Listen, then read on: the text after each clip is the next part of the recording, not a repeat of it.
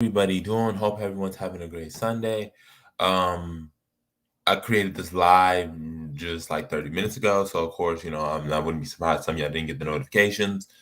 This is a topic that we're going to be having. It's a topic that needs to be discussed. So what I'm going to do is I'm going to give 2 to 3 minutes for people to come in. I like to make sure everybody has their, what they need. Make sure people can get in so I can really get into this topic. If you want to come onto the live stream, you can, and also make sure to like, share, and subscribe. So I'll come back in 2, 3 minutes.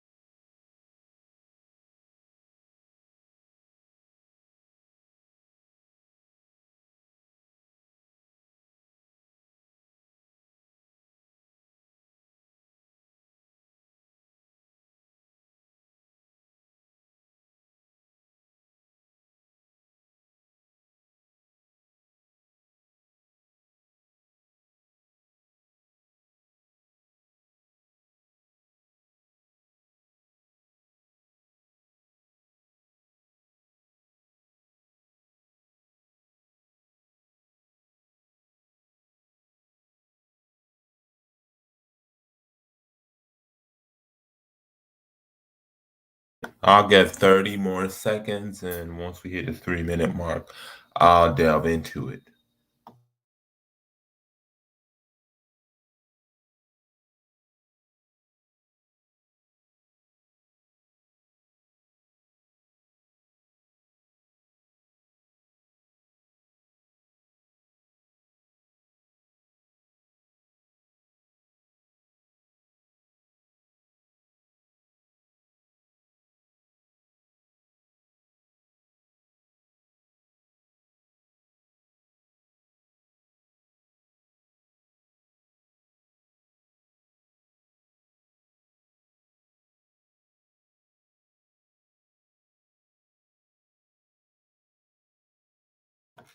All right, y'all. It's the 3 minute mark. I don't want to keep y'all too busy. So of course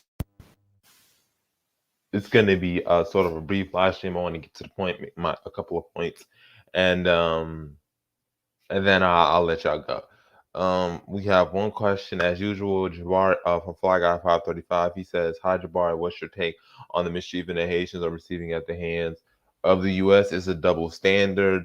Um, People have always been treating Haitian immigrants this way. They did it in the 1980s when it came to Cubans. They accepted Cuban immigrants, but they turned back to Haitians. Haitians have always been mistreated, and I don't like the fact that Haitians, like people are telling Haitians to hold themselves when they didn't create the situation that they're in.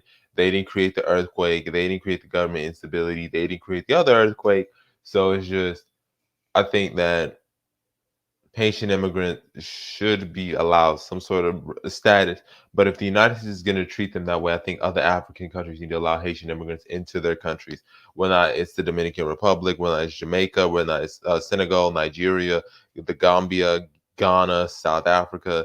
These countries need to open into Haitian immigrants, and I mean not Haitian immigrants, but particularly the appropriate term would be Haitian refugees because they are in refugee status or seeking asylum, and that's honestly my take on the whole Haitian situation. It's unfortunate. It shouldn't happen. Countries should be willing to accept Haitian immigrants the way they're accepting Afghan, refugees right now after the Afghan crisis that they're fleeing the Taliban. So, it's definitely a racial discrepancy. It shows the racism in America and the racism in the world. And I think that African countries need to step up when it comes to that regard. So today's topic is called Liberia's Future. Who has the stronger will? Do those who want to make Liberia great and then better the country have stronger will than those who are currently trying to keep the status quo. This topic was suggested to me by somebody in the BIL because I didn't really have a topic for today. That's why I formed it so late. So he came up with this idea, and I said, why not talk about it? So of course it's going to be whose will is stronger. And when I mean by will, I'm going to define will as who has the drive, motivation, and determination to see things happen. And when I define it based on those 3 points, the drive, the motivation, the determination, I see a lot of it geared onto the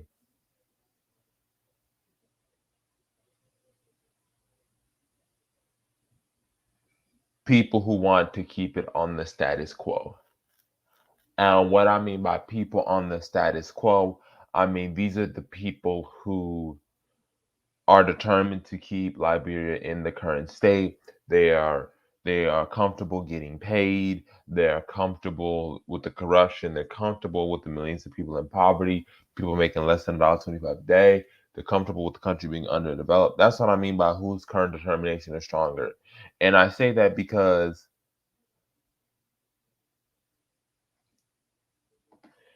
a lot of people suggest that if Haitians embrace Pan-Africanism, the situation happening to them would be different. What do you think about that? My whole response is Haiti has embraced Pan-Africanism since the beginning of time, but the reality of it is Haiti can embrace Pan-Africanism all you want to, but if other African groups don't come to the defense and help of Haitians, um, then we wouldn't be having this problem. The people saying Haitians should embrace Pan-Africanism says the same group of people, the AU, who rejected Haiti's entrance into the African Union, says the same people who say Haitians should embrace Pan-Africanism, despite the fact that Haitians have literally been in this country since the early 1900s, but we're just going to ignore that. It's just ignorance. So I don't have time for that. This whole idea that other groups don't embrace Pan-Africanism, despite the fact that Black immigrants have been in this country since as early as the 1900s, to me, it just flabbergasts me. It shows that people don't know history. They don't know what they're talking about. They're going based off of stereotypes and misconceptions. That's honestly where I keep it on that. To get back to the point about Liberia and the determination and the will of especially those who are corrupt to keep it that way. We know this because they're getting paid lumps and stuff of money.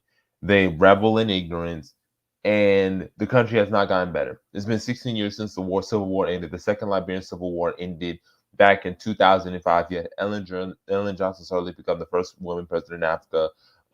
She was the 24th president of Liberia. She is not the 23rd because James Gibney Smith, who's often been left out, and I'll do a Liberian presidential series video on him, was the 6th president. So therefore, John Sirleaf is the 24th, Wade is the 25th. So Ellen Johnson Sirleaf came in office, and of course, she was corrupt. She had her son in high positions of power. The country received lots of it, lots of aid. I have my issues on aid. Aid just aids more corruption. Um, it did grow a little bit, but like I said, it was highly corrupt. Some projects were unfinished. Then you have George Weah coming to office. He was supposed to be a generational candidate, and what I've seen is disappointment. I've seen him not disclose his assets. I've seen poverty still going rampant. If anything, has gotten worse. The economy, there's lack of cash. I've talked about that. There being a lack of cash in the economy.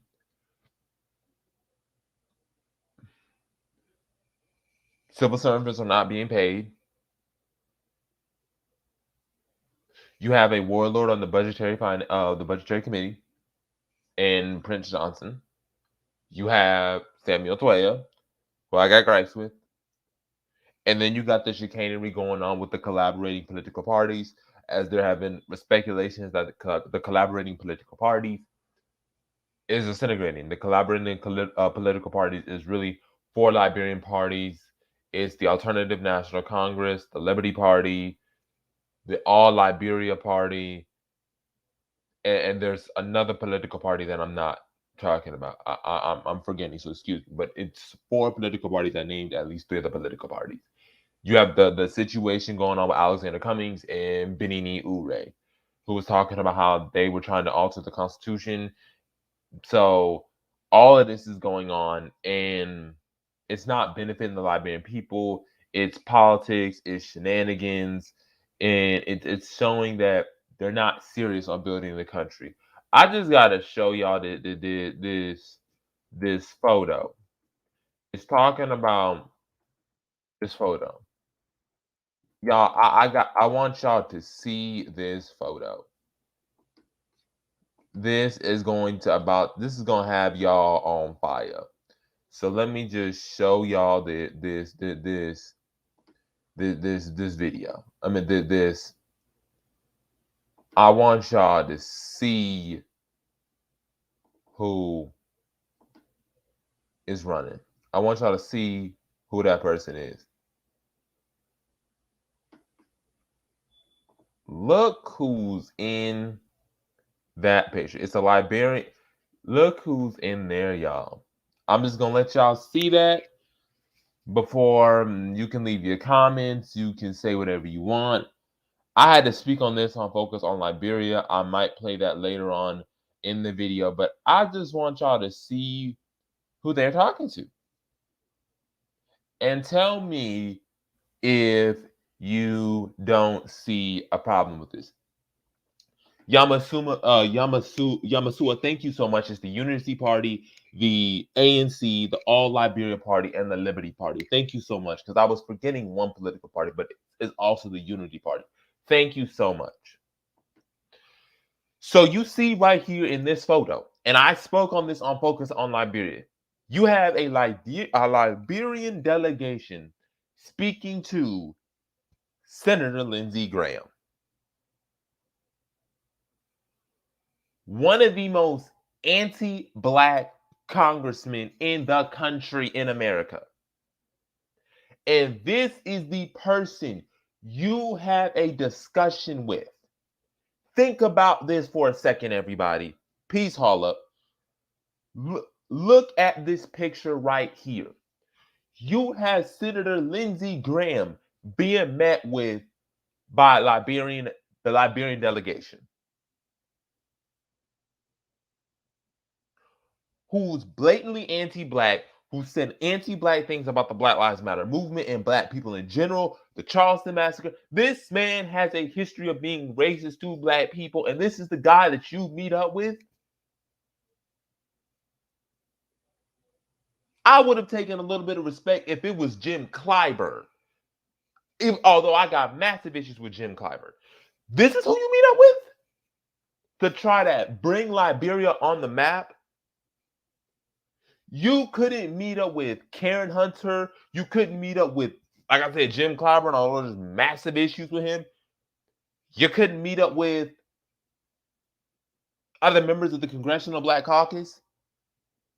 You couldn't meet with none of them, but you met with Lindsey Graham. I took great offense to that. Absolute great offense to that. That's not funny. That's not cute.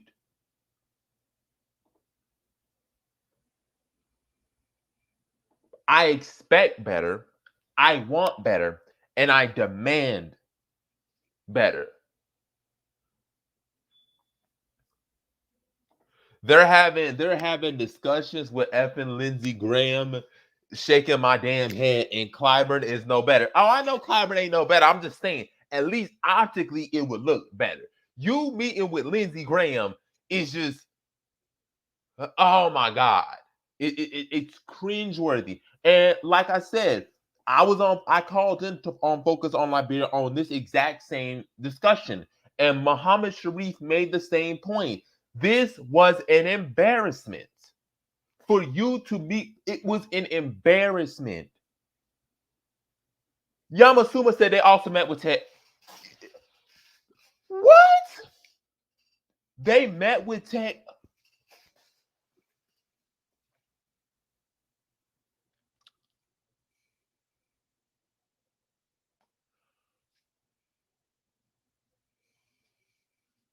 let me take 10, 20 seconds to gather myself for a second.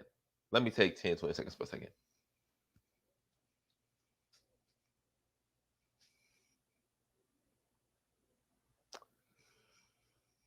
Senator Ted Cruz, out of all people, once again, the ignorance of it is baffling to me that they would do that. I'm like, Ronan, hold up. They also sat down with Ted effing Cruz. Come on now. Like this. I can't believe this is real. I'm trying to come up with words to adequately describe what are you doing? Like, what are they doing? Like, you mean to tell me you couldn't meet with Black organizations in America right now? You couldn't meet with us? Like, we would be glad to meet with you. We want to talk to you guys. As a matter of fact, Karen Hunter was talking about Liberia's Centennial. The Karen Hunter Show. She was talking about it. Roland Martin was talking about it on Black Star News. You can have your opinion on Roland Martin, but hey, there are plenty of Black people, Black commentators who would have gladly, or Black leaders gladly have spoken with the Liberian delegation. But out of all people, this is what we mean. They have no interest in building up Liberia. And that's why it's a good thing. The person who I'm giving a shout out is the person who came up with this idea. Why are you reading out to people who knowingly hate you? At that point, this is now begging. This is now not I'm doing this for the people or let me help Washington. No, this is straight begging, is what I see this. And does anybody else in the chat see this as begging? I see this as begging because you don't go and beg to the people who knowingly have no interest in you nor care about you, especially if you're not coming from a position of strength. We see this over and over and over and over again of Liberian politicians, Liberian leaders meeting with people who mean us no good. I don't know if you're trying to get a check. Well, we already know you're getting paid mad amount of money.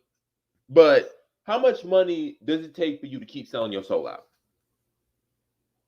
Like, when will you stop selling out the people of Liberia? When?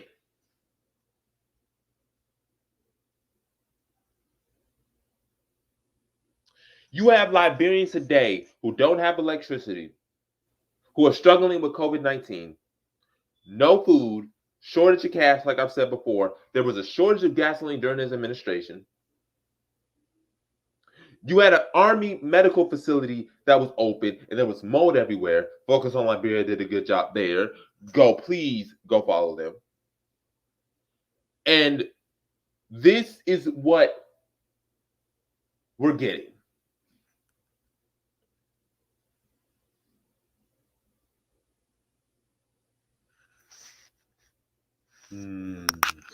He said 16 minutes into the stream, and I'm already in the mood to out somebody. These insane individuals are sitting down to political social paths. Just effing pathetic. And like Mohammed Sharif said in the video, it's embarrassing to all Black people. This makes Liberia out to be a laughing stock.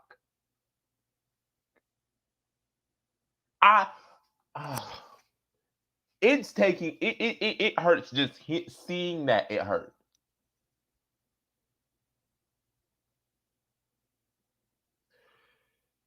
That you're meeting with people and asking him, and I'm going to go even further.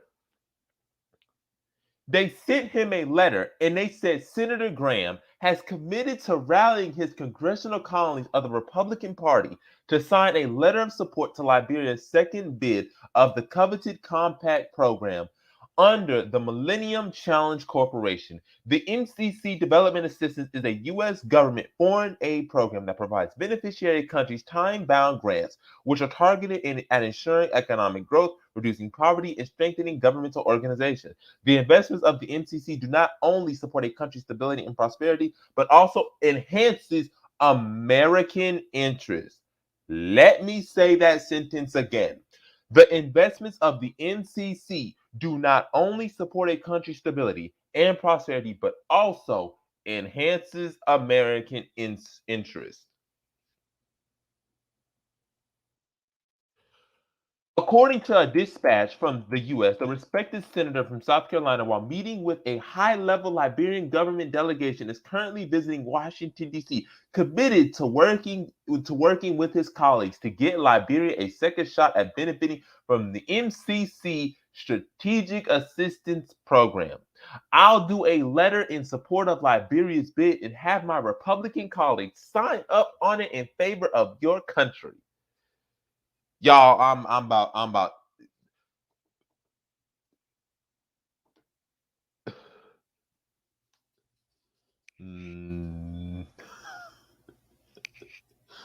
He says, "Are we going to let a few corrupt politicians stand in the way of our nation state and base of operations? These motherfuckers gotta go.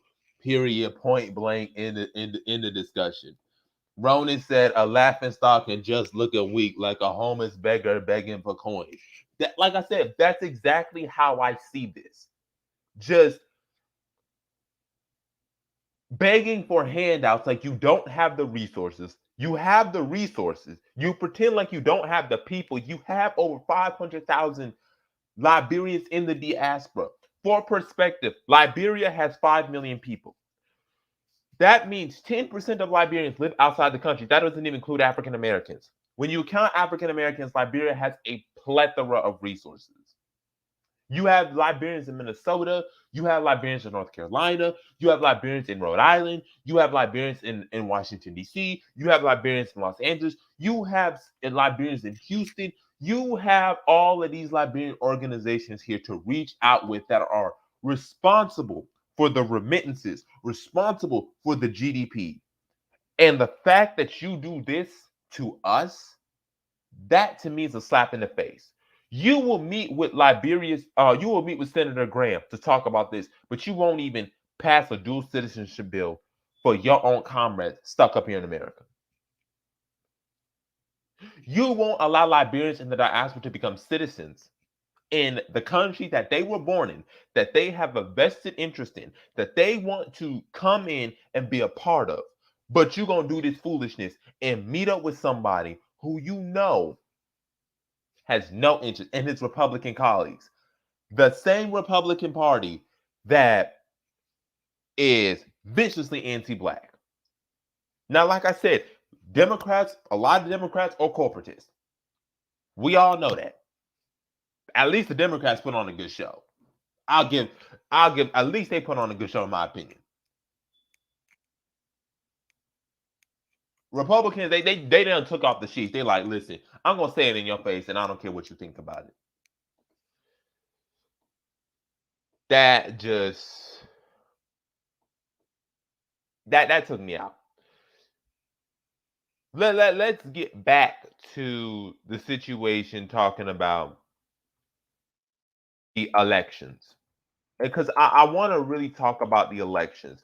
Like I said, I love Liberia, and loving Liberia means talking about the political landscape and talking about the elections and talking about everything. I care about this country, so I'm going to speak on the political matters. You can disagree with the politics, that's okay, that's fine. But here is what I have to say.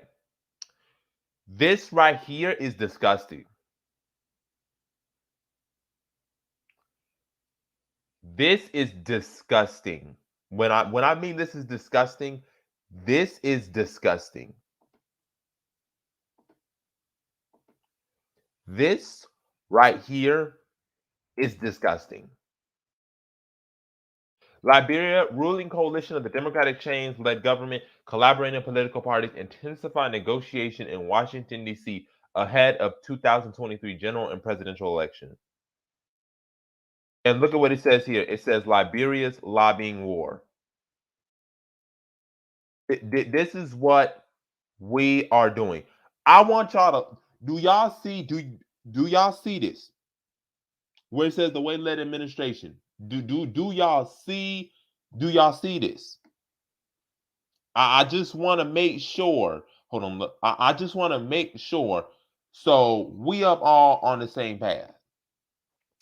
The way-led administration has now decided to take the bull by the horn, harnessing every opportunity to get the country on its right footing with its traditional ally and lobbying along all the corridors of Washington to see this happening. However, the opposition bloc in Liberia also working behind the scenes in Washington with the belief that strangulating or withholding adequate fiscal and logistical support to Liberia from the U.S. will discourage Liberians from giving another term to President Way on a CDC ticket.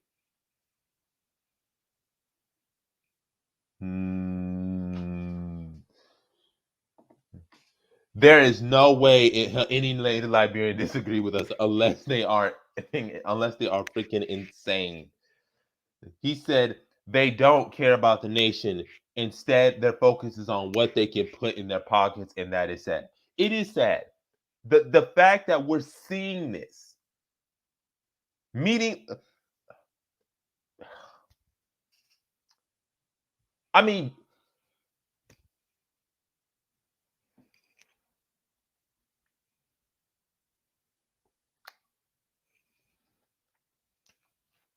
so we fighting over U.S. Over American daddies money. That's what they're doing. They're fighting over crumbs over America's daddy's money. That's what it is. This is what it is. Traditional ally. With the exception of historical relations, the fact that we were found by slaves, there's really no historical ally between America and Liberia. Underrated mind said peace. This is what we're dealing with. Fly Guy said, "What's the best situation to deal with these politicians? We got to get rid of them." And what I mean by we got to primary them, we have to organize and we have to get rid of them because this is embarrassing. My soul is literally. I understand it's just a few politicians, but this is hurting my soul. Like this, we ain't even got. I ain't even. Let's continue on. I want y'all to listen to it. She says, in fact, I want y'all to see this. This shows you the desperation. In fact, no high-profile U.S. government officials had visited Liberia since Wade took over the presidency as compared to his predecessor, Ellen Johnson Sirleaf's administration, which witnessed the visitations of multiple high-profile U.S. government officials, including then President George W. Bush, Secretary of State Hillary Clinton, and former First Lady Michelle Obama. President Wade's government continues to struggle to help address the mountainous problems confronting Liberia and its citizens with little support from the U.S. and other friendly nations. I don't know who you describing as friendly nations, but they're not friendly. The failure of the CDC-led government to adequately combat against corruption, that's your fault, by taking punitive and stringent actions against public officials and others found liable, increasing the number of mysterious deaths involving professionals and other ordinary Liberians. Think about what mysterious deaths involving professionals and other ordinary Liberian citizens, the harsh economic constraints which impose severe hardships on the already impoverished Liberian people, the overnight accumulation of ill-gotten wealth by a barrage of public officials, including the president, and no real interest in being shown to improve the living conditions of ordinary Liberian citizens, among others, remains contributing factors of strangulating U.S. government invite and free flow of support to the Wade administration. He says, despite the lukewarm relationship that currently exists between the two nations, what lukewarm relationship do we have? I just need to know what lukewarm relationship is there between the United States and Liberia. Better yet, what's a lukewarm relationship between the United States and Black Americans? I just need to know what is this lukewarm relationship. Because last time I checked, it was the Liberian government, the American government that assisted in starting the Liberian Civil War by allowing Charles Taylor out of a maximum security prison. It was the U.S. government that led a coup against William Tolbert because they thought the coup didn't survive. The government was not going to survive that term. The same U.S. government that threatened to, who helped collaborate with France and Britain.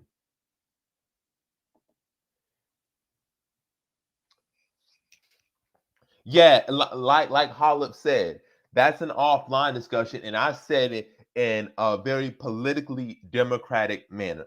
And I'm more of a democratic way, but if we talking about like, yeah, that's an offline discussion. I'm saying about it through running candidates, making sure they support us, but you know, this cannot last, and we will not tolerate this. And they said lukewarm relations. And they want to build a positive and correct image of George Weah-led government.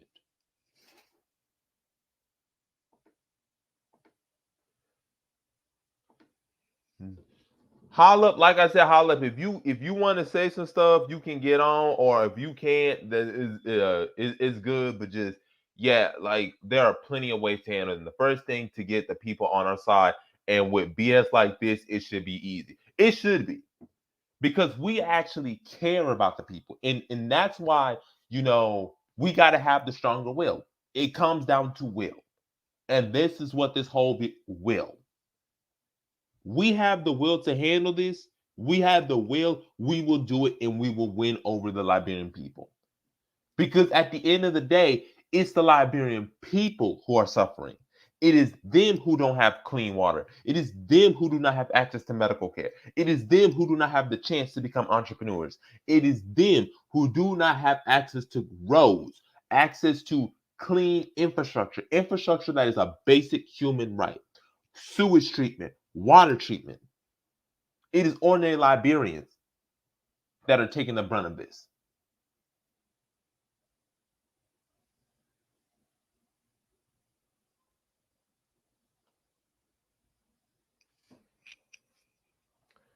Sickening.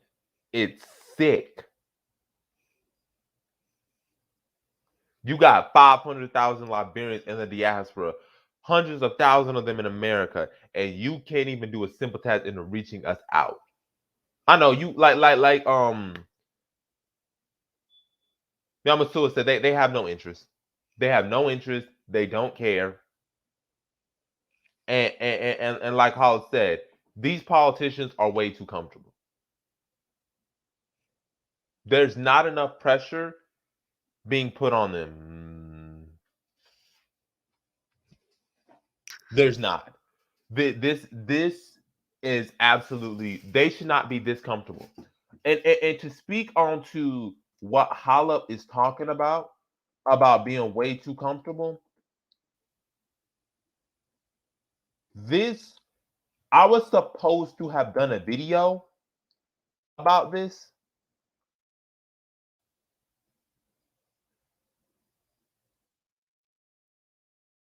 I'm about to show y'all two things to show you. I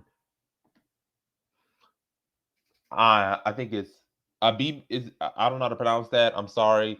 Abibia Fahudi Solutions. I will get to your question, but to illustrate Hollis' point of being way too comfortable, these politicians, there is a man by the name of Senator Prince Johnson. I want y'all to remember the name. Senator Prince Johnson. This man is a war criminal. Senator Prince Johnson, a man of many atrocities, walking free, blocking establishment of war crimes court while Taylor and others serve in foreign lands. I was supposed to address this a long time ago, but I'm gonna in a separate video. I never did. Liberia's war crimes conundrum accountability bias, as former President Charles Gankay Taylor languishes in jail for atrocities committed in neighboring Sierra Leone, and equally responsible Prince Y. Johnson of the erstwhile Independent National Patriotic Front of Liberia, or the INPFL, is continuing his defiant posturing regarding his role in the brutal civil war, refusing to take responsibility and mounting threats against anyone, calling for the establishment of a court to deal with the casualties and damages of the war.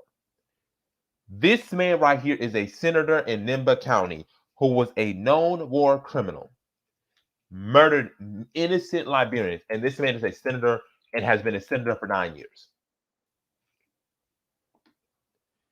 This man is a war criminal. Oh, okay.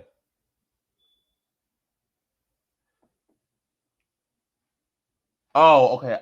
Okay. Abibi Fahudi. Okay. Okay. Abibi Fahudia. Okay.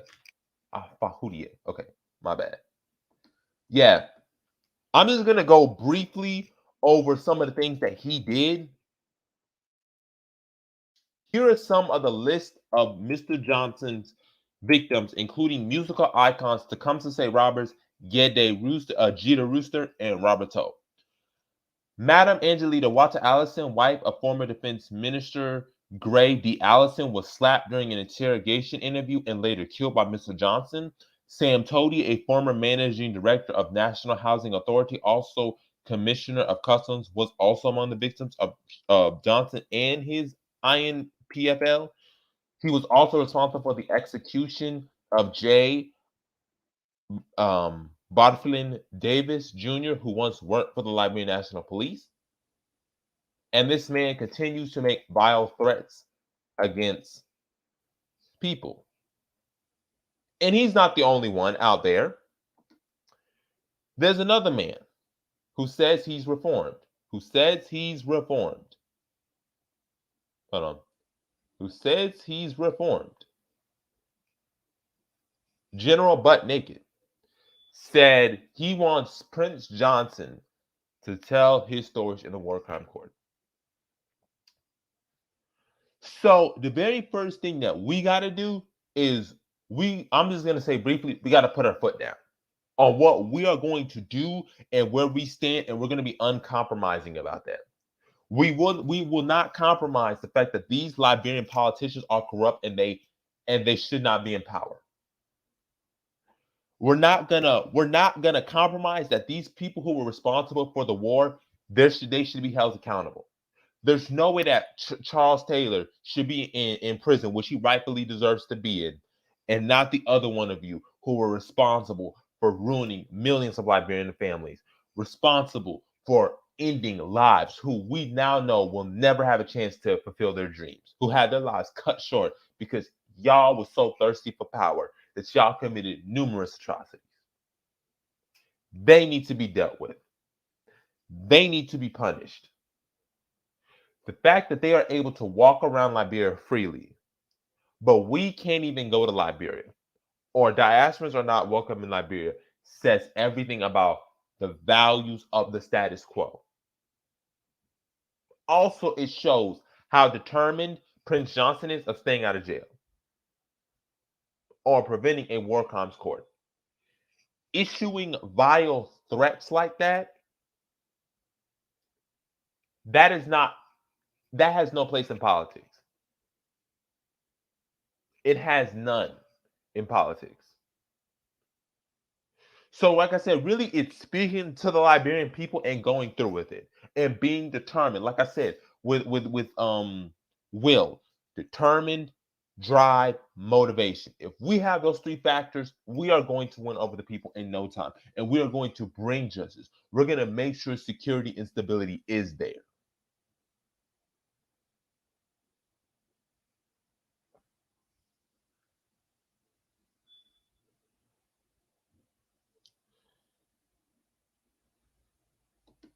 He says, I agree with you, brother. However, do we have the power base to support our stance? My phone is not letting me hop on the conversation. Mhm. Yamasuma said after a 14-year war in which almost 5,000 lives, well, 500,000 was taken, this is what we got for change. Black America, please help us. Help ourselves. Exactly. Exactly. 500,000. You got to understand, 5 to 10% of the Liberian population was killed off during the Liberian Civil War. 5 to 10%. And 5 to 10, you're talking about 1 out of every 5 Liberians would either ended up dead or ended up outside of the country because of people like Prince Johnson and Charles Taylor, like General Butt Naked.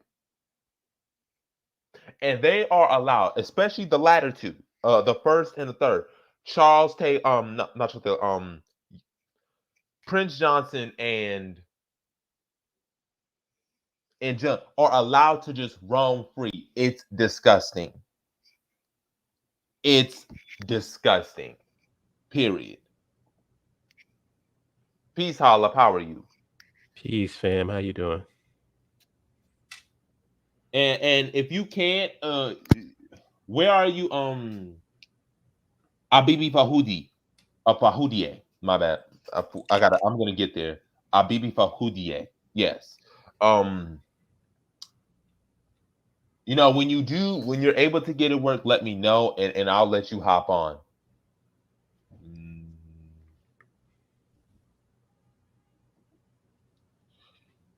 He says, I also agree with winning the support of the people by providing basic infrastructure. However, I feel conversations like um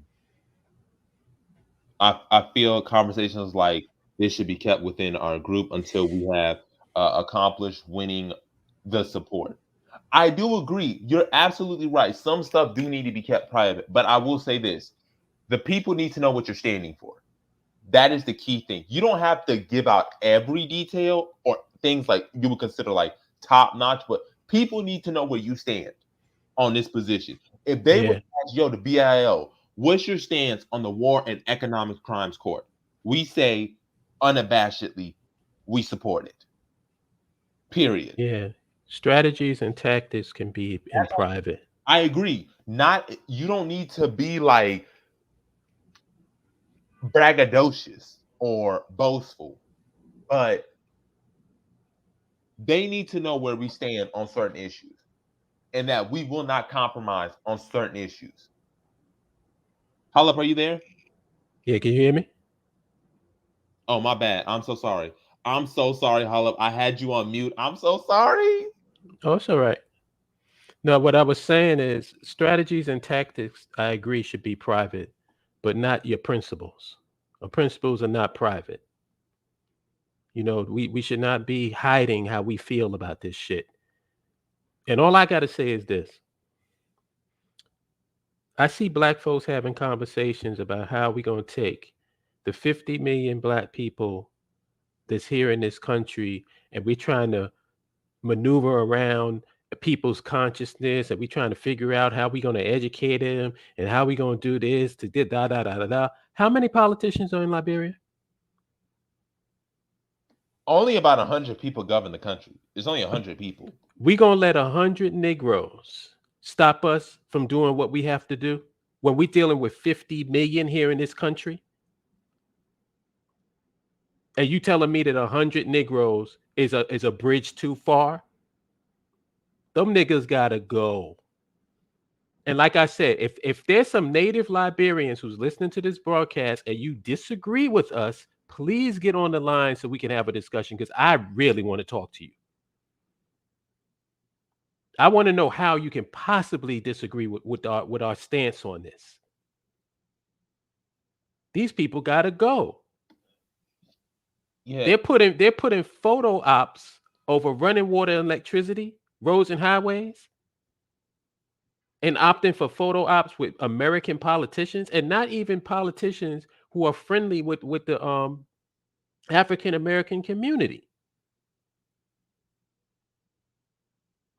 This is what we want. Listen, I'm gonna like everybody has this defeatist attitude, and I notice it amongst a lot of nationalists too, where they feel like, oh, it's just too much. We can't possibly da da da. Nigga, this is easy. Easy. If the only thing standing between us and our nation state and our base operation is a bunch of corrupt bureaucrats, then we're in good shape as far as I'm concerned. The only thing we need is the people on our side. And I don't think that that's going to be a difficult thing to do. And the thing about it is, they're not even young people. These are old. Like these people are old. These people are not young people. Like I've said, many of these politicians are like in their 60s, their 70s. They should be retiring. So that's another favor is youth. Yeah, you can take the window or you can take the stairs. But you leaving here. You can take the window or you can take the stairs. Metaphorically speaking. No, you're absolutely right, and I agree. 100 people. The fact that 100 people in just a room, like you could put us in a room, and they should not be able to dictate to 5 million people. We You don't even have 100 representatives in most states in the U.S. Thank you. You have more than that. And this is the bridge that's too far. This is the big Mount Everest that can't be climbed.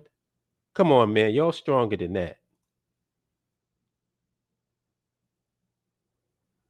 Let a bunch of drug dealers say that there's 100 dudes on the block that won't allow them to sell and see what happens. Holla, I just looked up the Wyoming Senate because Wyoming is the least dense, is the least populated state. Wyoming has a population of 578,000 people, and they have 30 senators. And Liberia has a country of 5 million people and has 30 senators. Wow. Wow. And I found, and remember that little conversation that we had with the brother from Liberia? I found out that their senators make more than our senators here in America. Yep. Who has a population of over I think either near or over 300 million people. And are poorer, much poorer than the average American. Poorest countries in the world. Yet their representatives are caked out. And you gonna let that shit stand? I'm talking to the people of Liberia.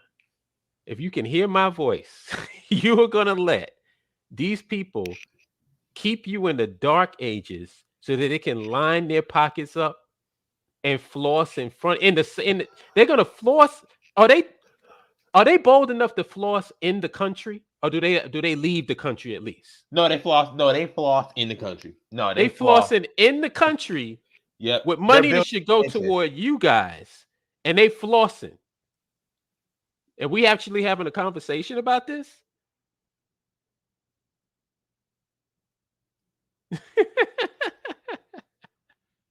I tell you, maybe this is where that good old fashioned Western mindset comes in. Because I'm thinking about this, Jabari, and I've often thought about this. Let's say in a perfect world, um, Liberian corruption is gone, and we've gotten rid of all these corrupt politicians, and the people are actually in control of their government. We're getting roads and highways built. We're getting a thriving economy and all of this. Let's just put ourselves in that position right now, just hypothetically, right? What would make you in that situation leave your country and abandon it?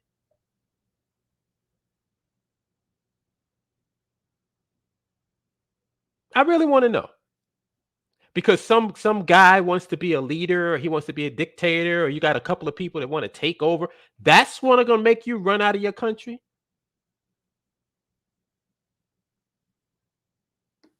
I think Speaking, I don't. Without you saying anything, because I know this is touchy ground. I think I know what would happen. I have a strong idea what would happen in a situation like that, and it wouldn't be us running out of our country. It wouldn't be that. speaking of which, one, there have been some Liberian ignoramuses, people who are illiterate, saying that, um, you know, George Weah should be a benevolent dictator because he's done so much. I don't know what world they living into, but I also want to show you this video. This how I look.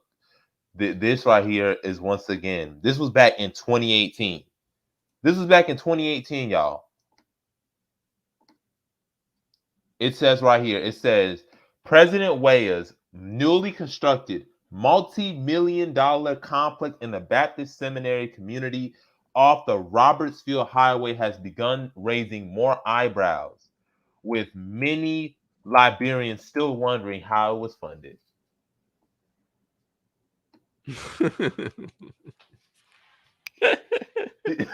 They flossed in hard on y'all. Oh man, I think you'll need some good old fashioned Western mindset. I think you need some good old fashioned Western mindset. Let's send some Blu-rays and DVDs of South Central and the rest of these movies. I'm like, come on, man. Come on. Come on. Like I said, these guys are way too comfortable. So that means the shit is sweet for them. That's the only way that you can do something that bold is when you feel comfortable enough to do it.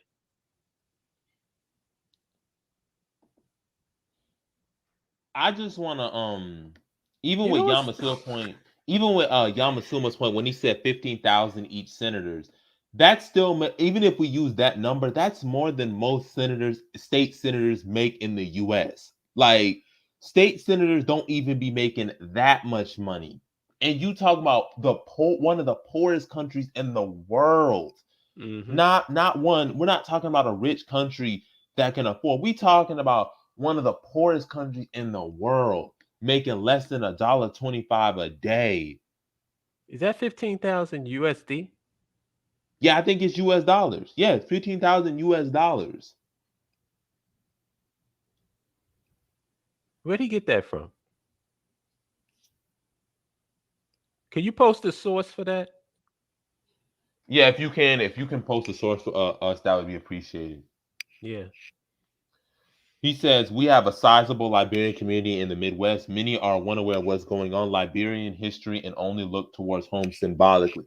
And that's not just a problem in the life. That's also the African American community. We look at Africa and stuff symbolically, like, oh yeah, it's home, but we look at it only as symbolically. We're not paying attention to what's going on. We're not actually studying the history. And as a result, people are like, yeah, that's my home, but I don't care what's going on. Yeah, I'll send some remittances here and there, but I don't really I don't I'm not getting boots on the ground. I'm really not caring what's going on. And that was one of the things, when we did our interview with one of the Liberian YouTuber recently, she was talking about boots on the ground. We need more African Americans to be boots on the ground and be aware of what's going on. Right. Here's another little bit of information for you guys. The US president makes $400,000 a year annually. How much does the president of Liberia make? If he building multi-million dollar complexes, we know how much money he get. The president of the free world, as they call the American president, is making $400,000 a year salary. How is it possible that the president of Liberia, with way less people and way poorer, makes much, much more than the US president? I mean, these are rhetorical questions. Why do you think that the number one industry in Liberia is politician?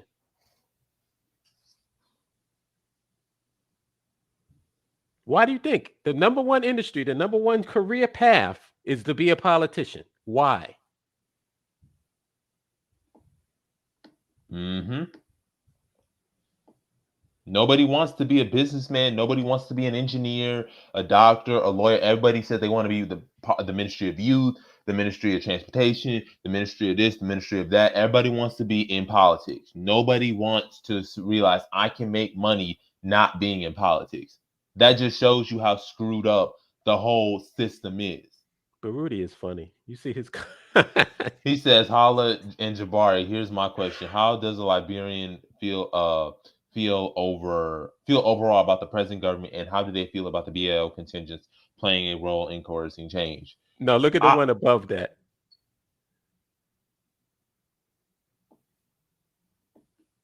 Oh, he says, Halib and Jabbar, are you guys thinking about actualizing some principles and apparatus from Spike Lee's Drop Squad movie Entourage?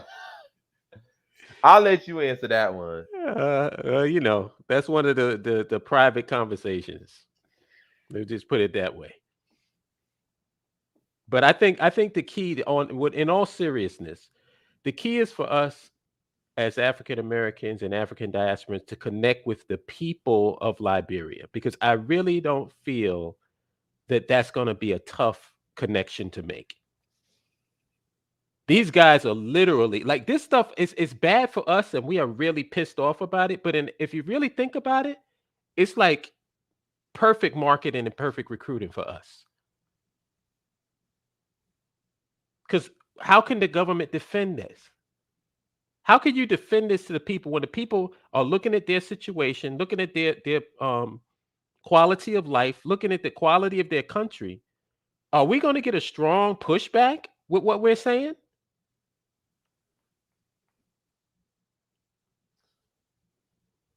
So the key is connecting with the people, man. That's the key. I was just listening. I was just sorry, my bad. I was just what was it? Just reading something real quick. Hold on.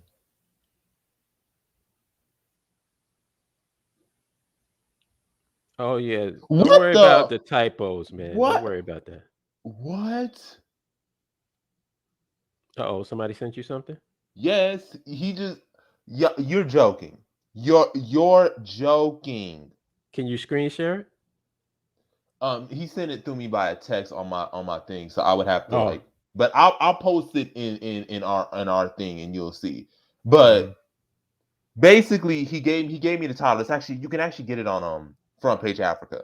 But let me see if I can actually do that real quick. Give me a second, y'all. Okay. Yeah, don't worry about the typos or the English language. My old saying is the English language is my bitch, and I do with it as I please. Okay, this was back in 2019. Thank you, Mr. Roberts, for showing this. I'm about to put this on the screen. Holla. Here we go again. Hold on. Right here. Here is what he was saying. This is what he sent me. Oh, you're doing the screen share? No, it's on your screen. It's on the screen right now. Liberia Senator Dillon discloses U.S. $15K as monthly incentive for senators. What do you mean incentive? This is in addition to the money they're making. Right? Am I reading that wrong? Yeah, he said the salary and or incentives of lawmakers have always been one of the untouchables of the legislature. Lawmakers have kept to their chest the information about how much they earn monthly from taxpayers' monies. It was a campaign promise by candidate Abraham Darius Dillon to make his public salary and incentives as a senator, if elected by electorates of Montserrat County, something all lawmakers have considered sacred and personal. Now, that's how you know it's corrupt. That's how you know it's corrupt. Sacred and personal. First of all, it's taxpayer dollars. There's no sacred and personal. What the fuck are they talking about? This is not some private business. You're getting paid by the people's money. How is that private and sacred and personal? That's not fucking personal.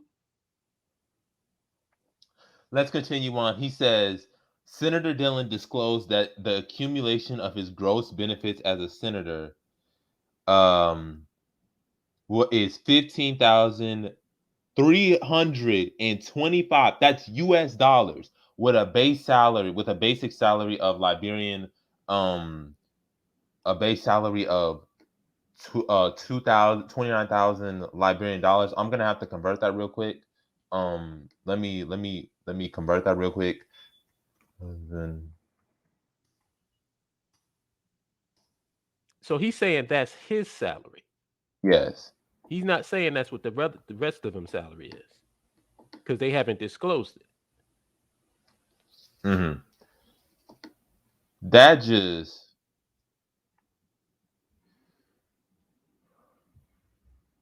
Did you hear who was that dude that was on the Liberia broadcast? It was actually trying to justify these senators and their exorbitant prices and expense accounts going over to America to take photo ops. Who was that? oh I don't remember. I know Mr. Sharif put the breakneck on him, but it's just my God, that caping was just Yeah, whoo. you were there because I saw you commenting in the thing. So I don't know who that guy was, but if that's that, they are way too comfortable, dude. And And let me and how many times do we have to tell you? He said, when he says, I'm not speculating and I'm not saying it around, I'm giving you an exact figure. When you do tax deduction, you come to US 12,000 every month. 12,000 every month. You multiply that by 12, that's $144,000 yearly. Because he says 12,000 every month in tax deduction. I want y'all to tax deductions.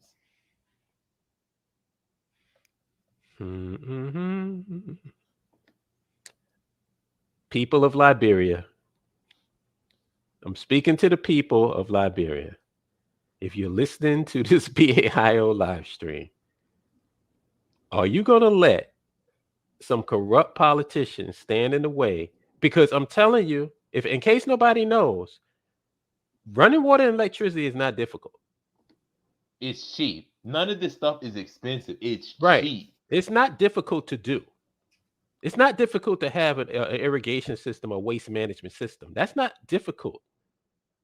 You got Dubai in the middle of a freaking desert, looking like Wakanda from Marvel Comics, and they're in the desert. So this is not hard. How do you have running water and consistent electricity in the desert and you can't do it in Liberia? And the only reason why it's not getting done is because you got people raiding the coffers, enriching themselves, taking trips to America, taking trips to Europe, flying private jets, going to 5-star hotels. And these are people who are calling themselves representatives of the people of Liberia? I mean, are we really going to have any type of pushback on this, Jabari?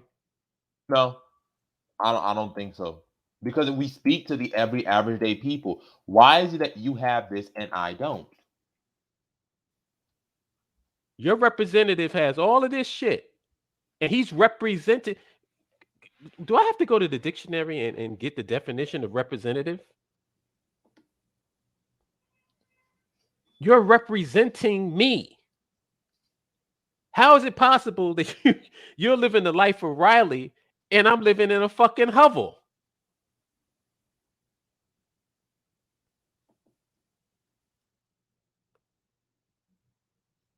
That's an inside joke.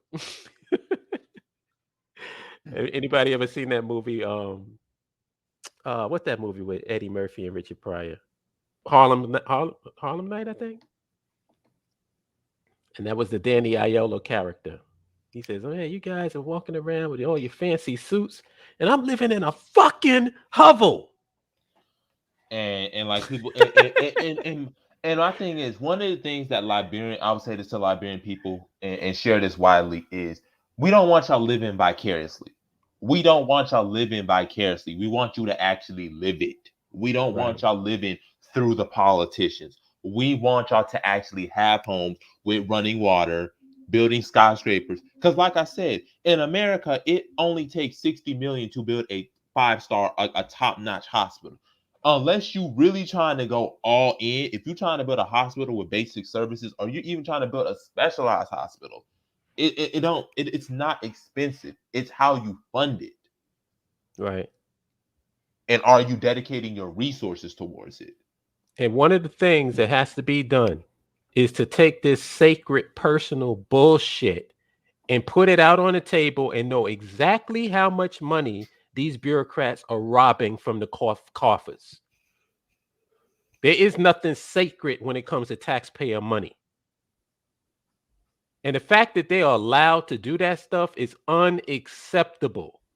Blatant corruption in people's faces. Like that's not like private. That's corruption straight up in your face. I hope that somebody passes this on to people in the country so that they can hear it. I really do. I hope that there's some Liberian ears listening to what me and you are saying, because I want to see how people can try to spin this as if it's anything other than us looking out for the interests of everybody in the country. We're not trying to establish some elite or establish some situation where you got some class situation where only a few people is living large and everybody else is starving like another India.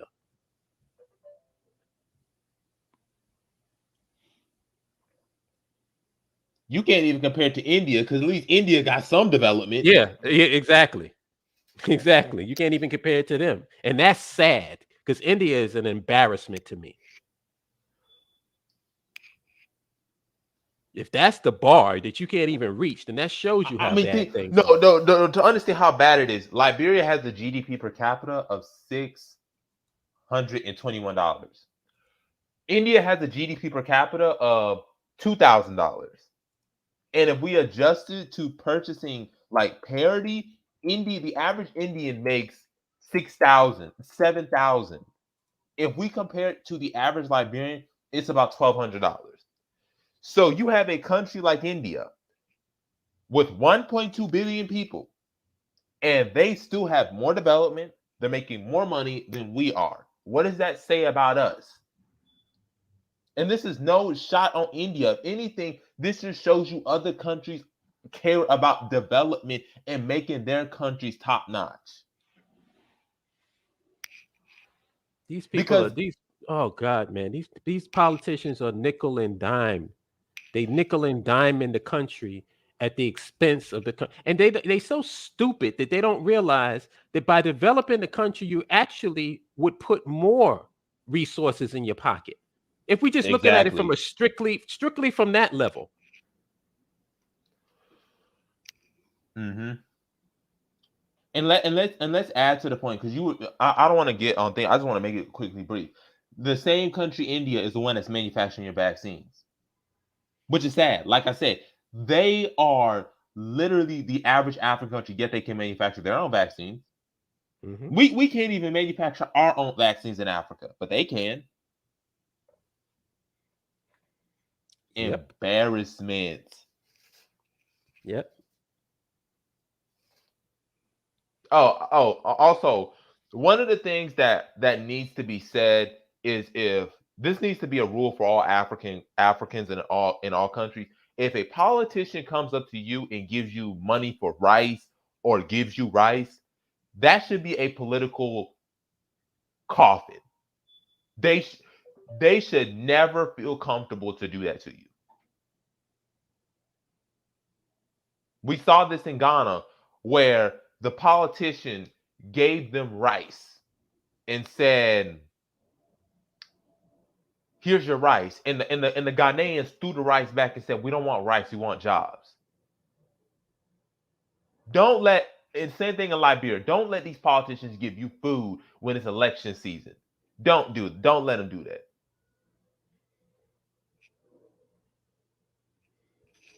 Go ahead. I can tell that the Is there even such a thing as a Liberian media Yes, that's reaching the people? yes. And what are they doing? So you have one who's in the opposition. He's been vocal about the Way administration. Henry Costa, he's one of them. Spoon TV's one. ITV Liberia's one as well. So they've been putting the foot to the fire with George Weah. What is their reach in that country? Oh, they reach about like I think Henry Costa is the most influential of the media outlets, which is why I've been trying. Which is why I consider him to be so important, and why like I've been trying to because he's vital. Like he was the one who organized the Council of Patriots, the protest against George Weah. So he plays an influential role. He's one of the most influential media figures in Liberia. Hmm. Check out what Baruti said.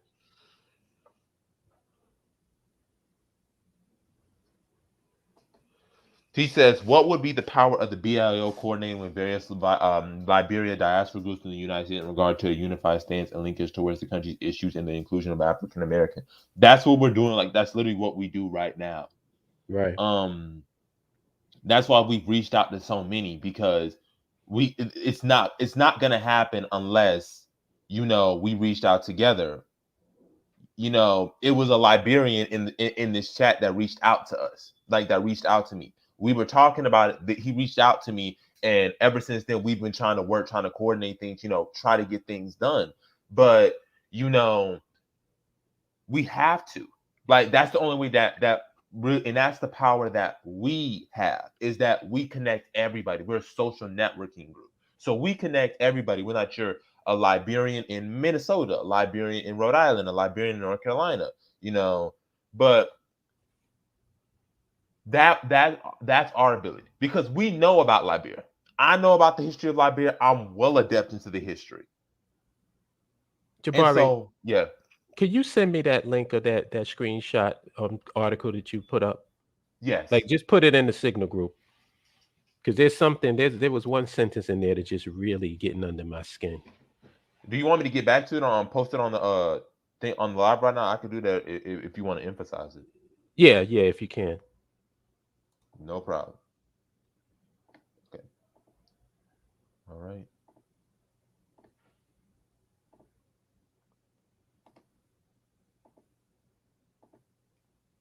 All righty. Hold on. All right.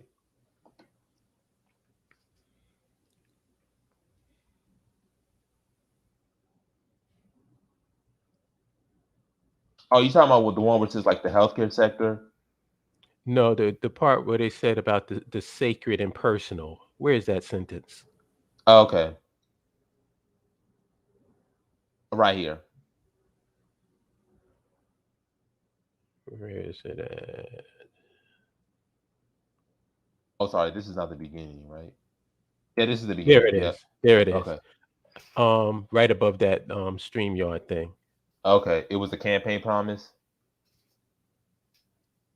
No, right underneath the thing, and Oh, right for there. a little over a month since being elected. No, it was a campaign promise by candidate Abraham Dillon to make public his salary and incentives as a senator if elected by electorates of Montserrat County. Montserrat County. Yep. Something all the lawmakers have considered sacred and personal. We need to take that right there. Take that sentence right there and broadcast it to everybody that we are doing any type of communication with in Liberia. Because that is unacceptable. Sacred and personal. Are you fucking kidding me? Could you imagine if a politician tried to do that in America? Oh, they would be people. They would be ripped to shreds, especially progressives. Would at least there would have been a protest. There's no way politicians would have been allowed to keep their stuff sacred. No way. Sacred and personal. They How do would you say even it's use our those two money. words? Yeah, how do you even use those two words when it comes to taxpayer dollars? I'm gonna say it's our money. It's like police. It's like in a way with police. It's like when police say, "Oh, well, why we gotta pay? It's our money. This is our money. You work for us. This is our money. This is not your personal money. My That tax is dollars is going to this. that is infuriating. I can't wait till we get there, man, because I can't wait to talk to the people. I cannot wait to talk to the average Liberian. I want to talk to the people because that's what I'm really interested in. Because I can't see how they would be against our participation or trying to help or us being connected in any way as long as we talking the same thing that they should be talking. These guys have got to go. And also, talking with the people gives you leverage when it comes to government officials. Right. They got to go, man. Or we got to be steering the ship, and they just be the representatives. We steering the ship. You can be the representative, but we steering the ship, and we getting things done. But yeah, like this, personal and sacred. And they said, and think about later on in the article, he said, quote, the following. He says, at a news conference on Tuesday, September 24th, this is back in 2019, the Montserrat County Senator believes that if every member of the Montserrat County Legislative Caucus can return $5,000 towards public school developments and upgrading of the health sector, Montserrat County will earn $60,000 monthly. $60,000 monthly if they would just return 5,000 of what they took. Just 5,000 each of them. You can leave through the stairs or you can leave through the window. That's the only real discussions to be having. These people, and then what was pissing me off about that live stream when you was in the chat room with me, this guy was sitting up there justifying that BS. Oh, it's worth it if we can get a pledge from Lindsey Graham. I'm like, first of all, a pledge from Lindsey Graham means something to you? This is a guy who was anti-Trump and then became Trump's bitch boy at the speed of light. And is blatantly anti-black, has always been anti-black, and just this is who you take a photo out with. And then you meet with Ted Cruz. And they tell you, we're going to pledge. Pledge what? How do they get their money?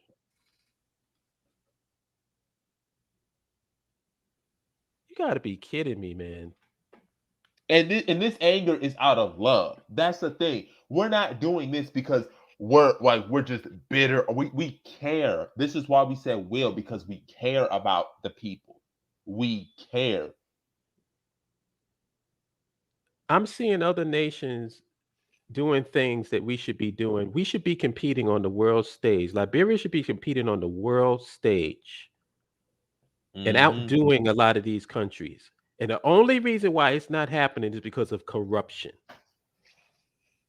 That's it. Corruption. It's not because it's hard to build roads and highways. As a matter of fact, it's easier now to build roads and highways than it's ever been in the history of mankind. You can build stuff in weeks. You can build a whole skyscraper if you got the planning, the design, and people. You can build a skyscraper up in months, not even that, weeks. If you really up for it, you can get it done in a weeks. China built like a skyscraper in like 3 weeks. Like, yeah, if you they really doing it in Brooklyn. They do it like the thing I showed you in Brooklyn, like the skyscraper in Brooklyn. Yeah, I was taking pictures of that when when they were doing the foundation. Couple of months. That shit is a couple of months. This is not difficult. Roads and highways are not difficult. Running water is not difficult. It's not. It just takes people in the right negotiation and the right people being in front. I also want to tell y'all this, right? Remember that video when he was like, is Liberia better off before 1980 or after 1980? And you had this man defending that Liberia was better off after 1980. How could he possibly say that? What is the metric that he's using to even make an insane statement like that? Hey, that's what the a person who said Liberia was better off in 1980 was trying to say. What measurements are you using to make your statement? He brought up GDP per capita. The dude who supported that Liberia was better off pre 1980. He brought up GDP per capita. He brought up life expectancy or stability. He brought up all that, right? Well, one thing he said was, well, no, I'll take back life expectancy. That was what the person who opposed the statement that Liberia was better off pre 1980. He said, well, Liberia is better off in 1980 because people are living longer. And the person responded saying, well, people in Afghanistan are living 70, 80 years. Does that mean you want to be Afghanistan? Do you want to move to Afghanistan? Because I mean, Afghans, like you said, they're living long. But does that mean you want to live in Afghanistan? Yeah, what's the quality of life? What's the happiness index in Afghanistan? Dead bottom. You know, it's just it's so frustrating because it's like I'm looking at so much potential when you just look and see what's going on, and it's to see that it's just being wasted and not being utilized because you got a bunch of class clowns and court jesters running the country. And I feel very comfortable saying that. Also let me elaborate on this. I'll go an in-depth video on it, a separate video on it. But it was talking about Liberia and Marcus Garvey, and one of the things that people missed out was the government of Liberia actually supported Garvey.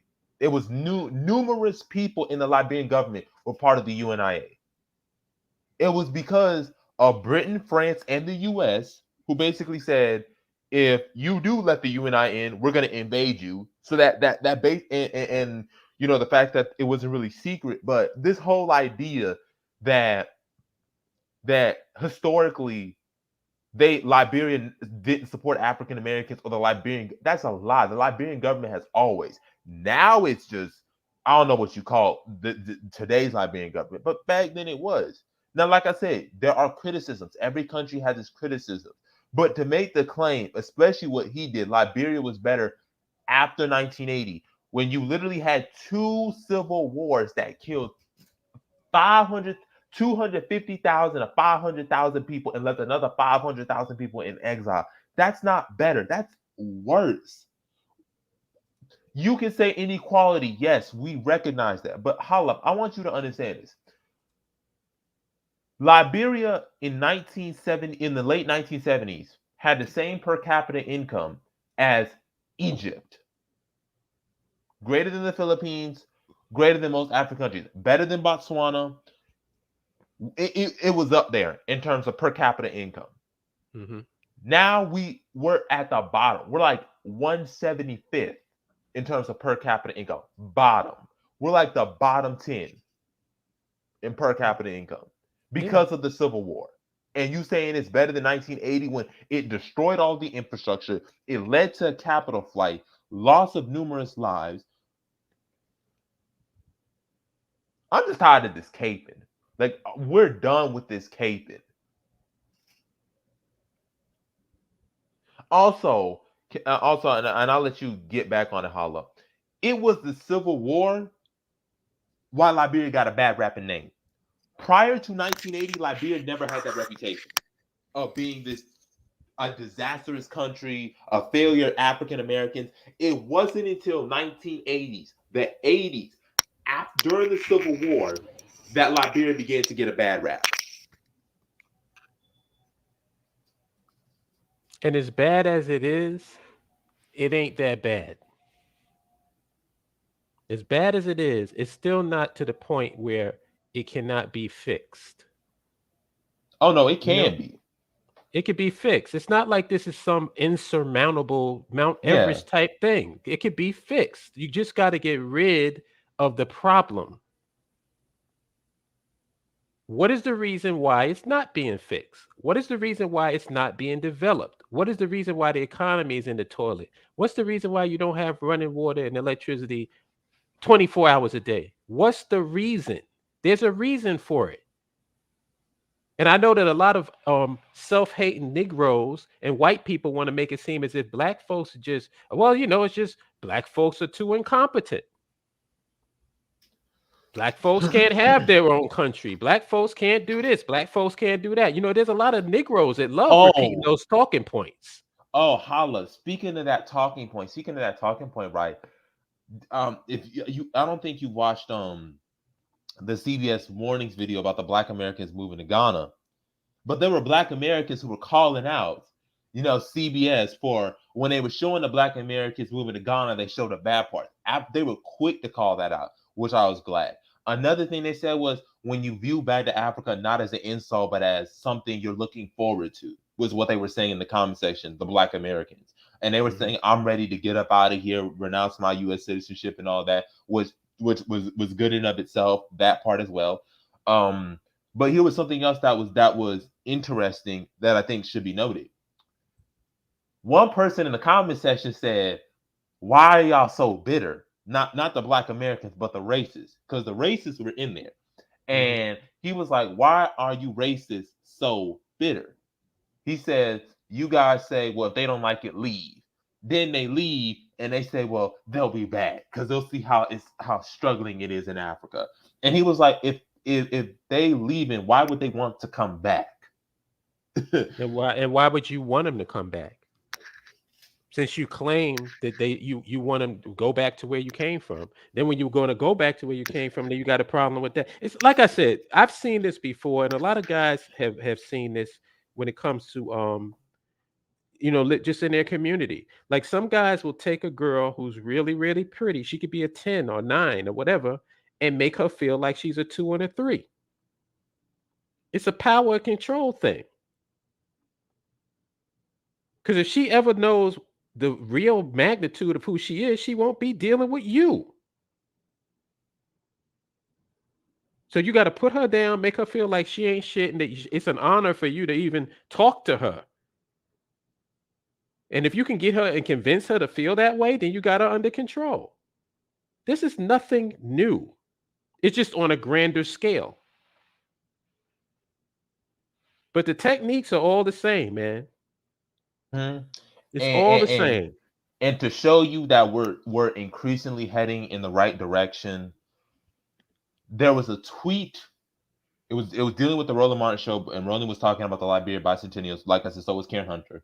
And one of the persons said Liberia may be the place where we can make a real life Wakanda. And that was from a Black American who said that. And that just, I like the tweet. And I've also, you've seen the tweets about Great House, which, by the way, follow Great House on Twitter, when he was like, when people say Africans have never welcomed African Americans or ain't give Africans land, and he was like, we gave y'all not one but 2 countries. Right. You just don't want it. And you just said haven't that. Put that on the table, You said that in the whole story about national doesn't occur by osmosis.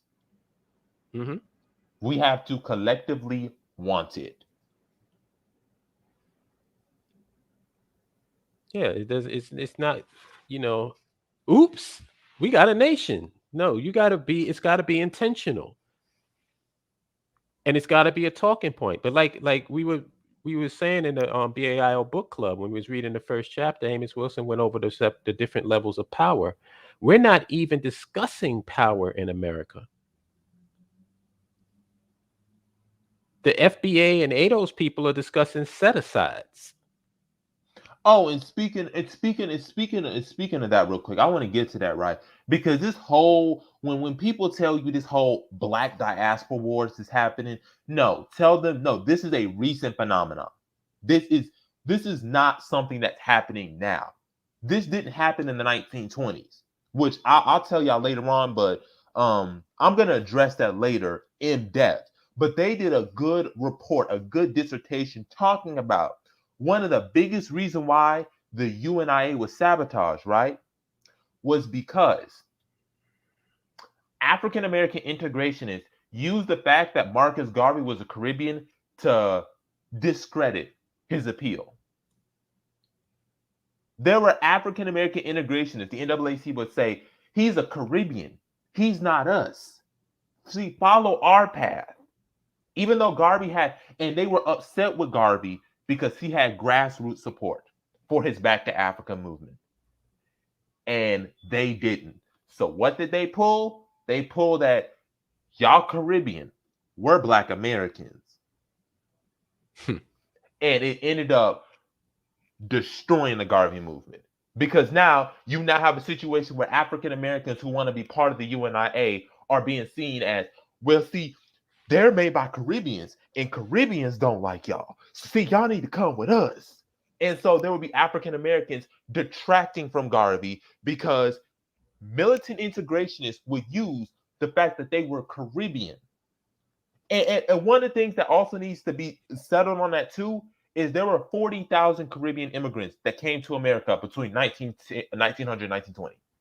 They don't talk to you about that. They tell you like, oh, Caribbean and Black immigrants just came into the country. There were tens of thousands of them that moved into the Caribbean. Tens of thousands. As a matter of fact, in Miami, 50% of the Blacks who lived in Miami in the 1920s were from the Caribbean. And this was the 1920s before the quota was put up. So any person who pulls this diaspora wars, tell them to, you're not doing it this time. We saw what you did last time. You're not doing this again. I just felt the need to address that. That's the beauty of history. When you see shit, yeah, it's the beauty of history. When you see this stuff laid out before you and you see the tricks that happened before, you can't pull the same crap again. That's what being knowledgeable of history does for you. We know the tricks that got Liberia in the situation that it is in right now. So we can't fall for the same BS again. These separate, and I noticed that these groups here are pushing this separation and dividing up African people. It's not going to work because we have much more in common with each other than we have differences. Shit, there's a difference between Brooklyn dudes and Manhattan dudes. We ain't going to war with each other. Dudes in Queens roll different than dudes in Manhattan and Brooklyn. We don't go to war with each other. Mm-hmm. So you think I'm going to go to war with somebody just because I'm here in the United States and they're in the continent? Like that's some big deal? We're dealing with a lot of the same BS. And especially when it comes to Liberia. The only difference is we have a vested interest to be involved in Liberia and a productive interest to be involved in Liberia, where we have absolutely none to be involved here. And like Fly Guy said earlier, it's our birthright. Same thing with the Caribbean. Caribbeans were just as influential in Liberia. Once again, this whole Black Americans versus Caribbeans versus, it don't make no sense because Liberia debunks that because there were plenty of Caribbeans who were high profile in the Liberian system.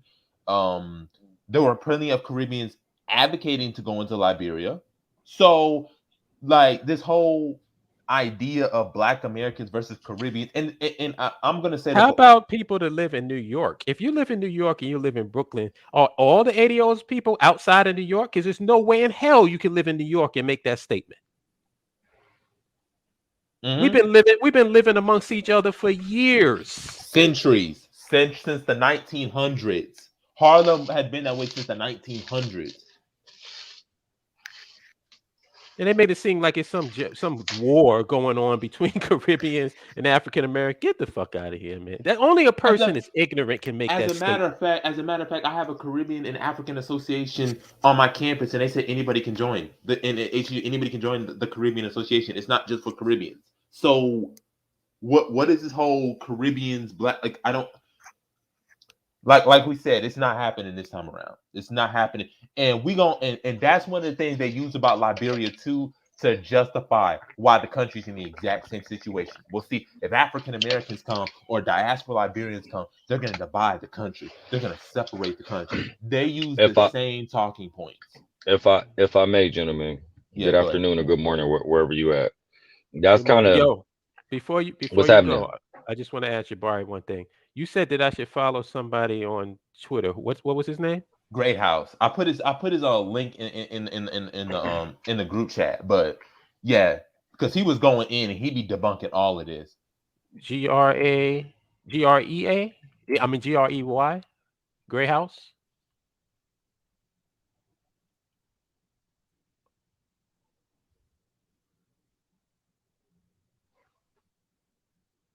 Hello? Yeah, I'm He still here. muted himself. Yeah, Oh, I'm Okay. still oh, here. okay. We Yeah, able to find him? how do you spell him? Hold on. Okay. Okay, so I got him. So it's you have to spell it's at X spots Demark. So let me just put that in here for a second. It's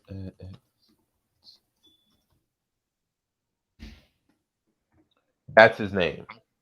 Oh, Cause he okay. All right. you got All him. right. Yeah. All Okay, yeah, right. Sorry about that, Emoji. yeah. Go ahead. It's all good. It's all good.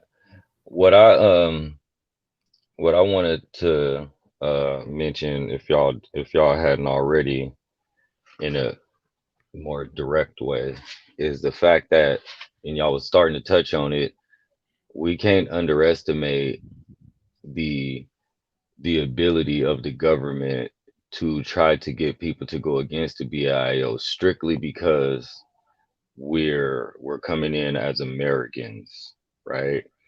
And I say that because that's the easiest way to divide us, is to say, and we need to be prepared for them to say these are Americans trying to come and take over your country and change things.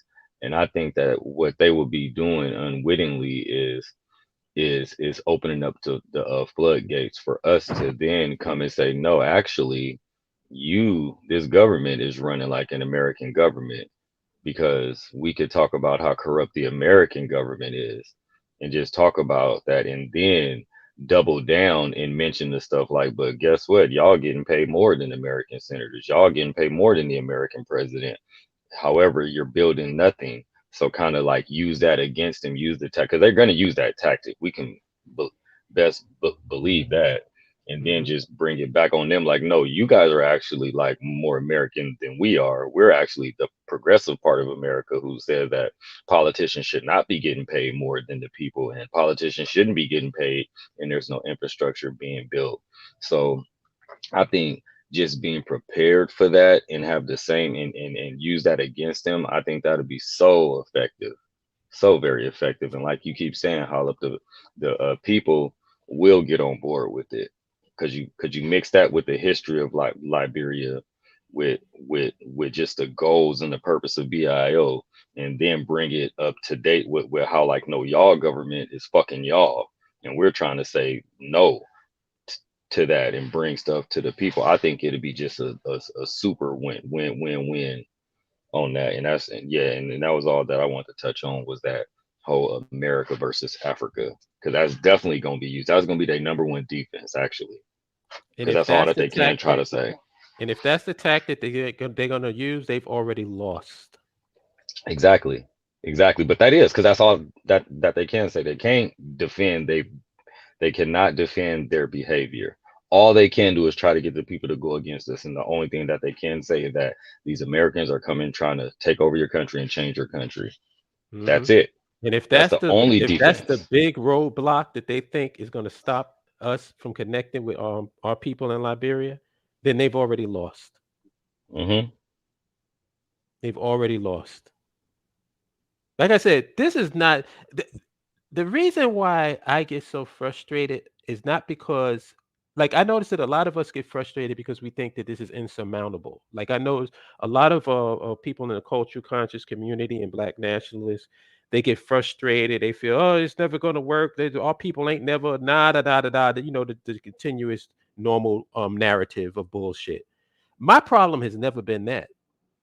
My problem has been this is so fucking easy to handle. There's not a problem that we have that cannot be solved. What's making it hard to solve is the problems that we refuse to address.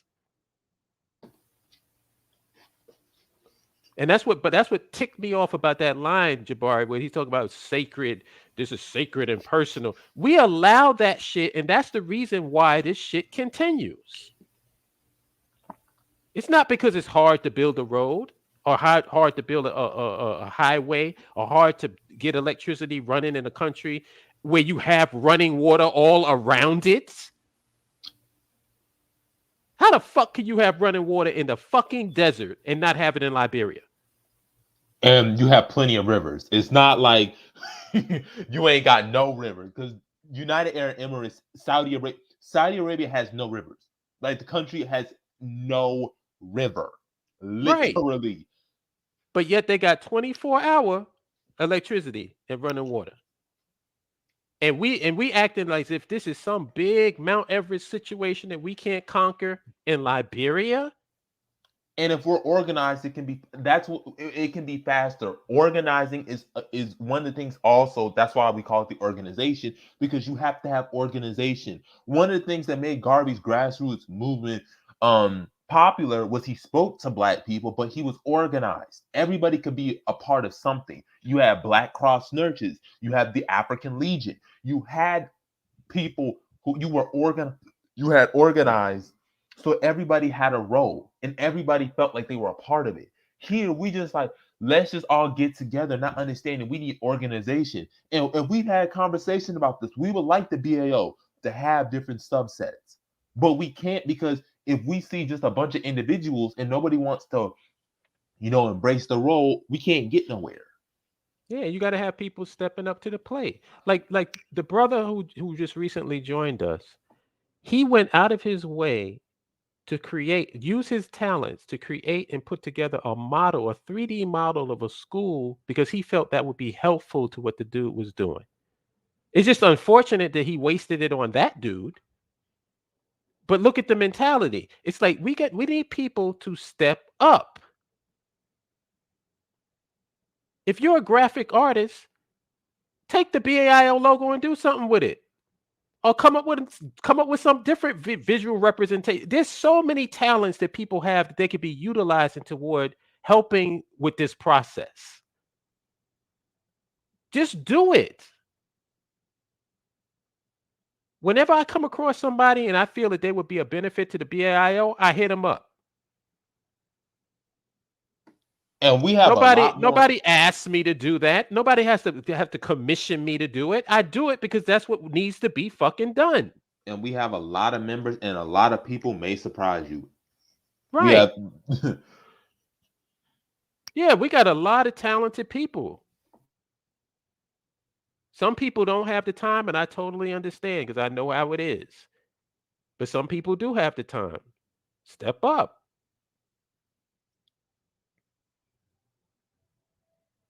Because if you're not organized, you ain't going to beat nobody. And I've given that analogy so many times, and I know you're sick of hearing it.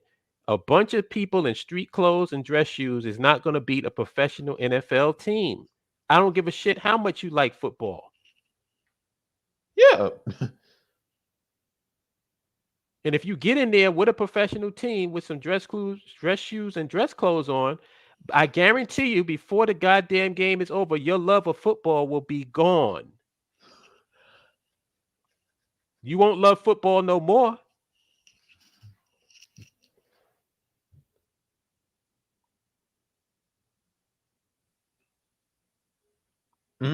Speaking on that, it's speaking on that point, right? When you talk about organization lifts a lot of burden off of us and you too, because now you don't have to worry about who's doing what, because everybody knows their role. So now you're less stressed out, because hey, everybody's participating. When it's 5-6 of us making all the decisions, that takes a lot of time that I have to devote to this. Whereas if it was like, hey, you do this, I do this, you do that, then it's easier. God. You're man, please. I can't wait to not have nothing to do with this website. I can't wait to hand this over to an IT group. Because I'm operating outside of my field. I don't know nothing about this.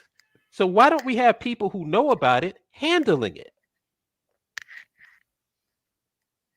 If you're good at marketing and promotion, handle that. If you're And we good at have live different streams, and chats. yeah, if you whatever your talent is, it can be utilized. And we want you here. We're not like these other people who want to be the center of attention. Nobody here wants to be the center of attention. We Not at all. want you to be here. And we want you to use your skills to the benefit of the collective. There's If no incentive to be the center of attention. That is totally not incentivized within our ranks. What would the benefit be of being that? We have a bunch of freaking intelligent people in our midst. Nobody needs a leader here. So what would be the point of being the grand poobah? And if you was gonna be the leader, you were just gonna be the representative. You're not actually making major decisions. Thank you. You would just be the representative. Like, hey, this is our leader or president, but he really is just just basically is the representative, making sure it looks good and stuff like that. But he's not doing anything. He's not the final say and gets to just do willy nilly. We don't have that leadership style.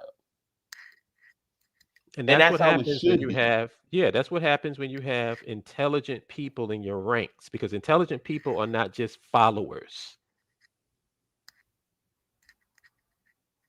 And you should want to have intelligent people in your ranks. You don't want to just have followers.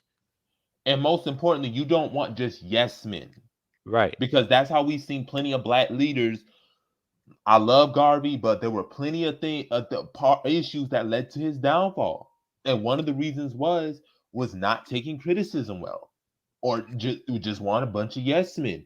Just a bunch of yes men is not going to cut it. You need people who are willing to spit truth. That's one of the things here. We have disagreements. We have disagreements, but it's only on American politics. It's not really anything else. But otherwise, we give each other's opinions, and we also point out what could possibly be flawed with it. Mm-hmm. Yep.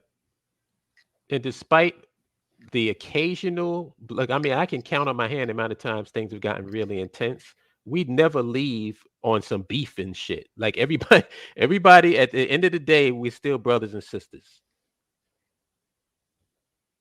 And that's very rare, man. That's very rare to get that type of energy around, because I don't think that anybody has this ego problem. It's like people want to solve the problem. That's the mindset. And like I said, I give Jabari credit. Jabari came along and totally changed me on Liberia. Totally. Because there was people talking about Liberia before Jabari, but none of them put it the way that he did and made it make sense for me like he did. And when he did it, I totally went with it. I'm like, I don't have no ego in this. If it makes sense, if it works, I'm down with it. And speaking of ego, I've done a lot of work for this organization, but you never hear me say, well, I did this, I did that. I don't say that. I'm just like, hey, we did this, we did that. I never say I, like, give me all the credit. Like, okay, I'm supposed to do that. If you want this dream to come true, you have to do that. Also, I took this mantle, so part of it is my responsibility. What do I want? A cookie? Like, that's how I see, like, people want cookies. Yeah, they love them chocolate chip and pecan cookies, man. They love them shits. Everybody wants a cookie. He says Yamasuma said they will try, but honestly, it will not work. As a Liberian, we are tired with those in authority misleading us.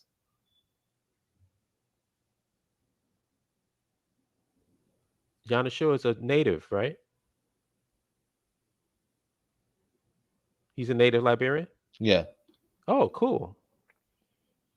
Cool. That's what I wanted. That's what I wanted, a native Liberian listening to us and singing. Are we talking some crazy nonsense, I don't think we are. I think that what we're saying falls in line with the Liberian people. I can't imagine that it doesn't. You hold on one second, Jabbar. I'll be right back. Oh, no problem.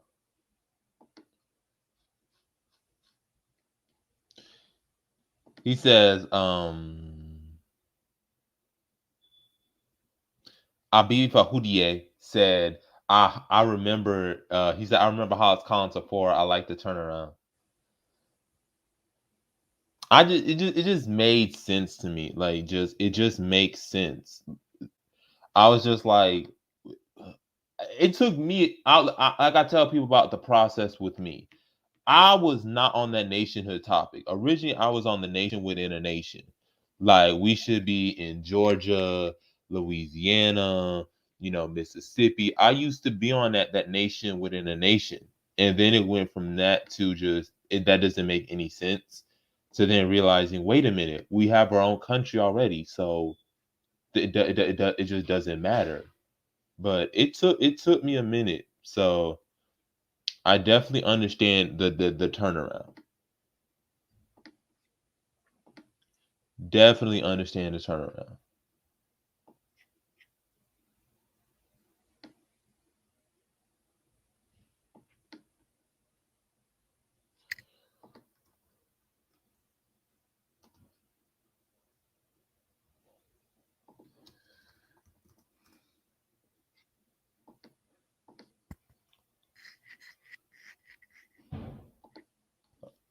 And I was on that nation with a nation. That was back in sophomore year in high school. And I've always told people it's pretty crazy how I came to be into the whole nationhood like process.